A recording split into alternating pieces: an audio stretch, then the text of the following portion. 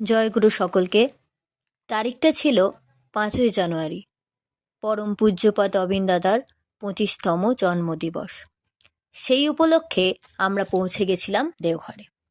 অপূর্ব সুন্দর রূপে সেজে উঠেছিল ঠাকুরবাড়ি। সকালে বিনতি প্রার্থনা ও বাণী পাঠের পর সকলের জন্য টিফিনের ব্যবস্থা ছিল। টিফিন করে আমরা অবিন দাদার জন্য গিফট রেডি করে চলে গেছিলাম অবিনদার দর্শন প্রণামে।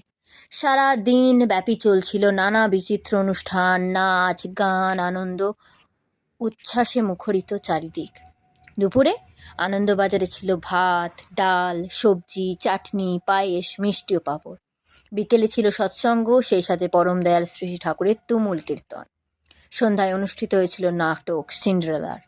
তারপর পরপর দুটো ব্যান্ডের গান এবং সব শেষে হোয়াইট ব্যান্ডের সেই মন মাতানো গানের সাথে শুরু হয় তুমুল নৃত্য। আসলে এটাই তো আমাদের সৎসঙ্গ, যেখানে প্রতিনিয়ত পরম পূজ্যপাদ আচার্যদেব ও পূজনীয় অবিন্দা শেখাচ্ছেন কিভাবে ঠাকুরকে নিয়ে আনন্দ করতে হয়।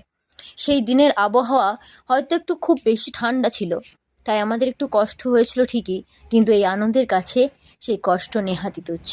যতই কষ্ট হোক, তবুও যেন তার টানে বারবার ফিরে আসতে চাই আমাদের মনেই দেওঘরে।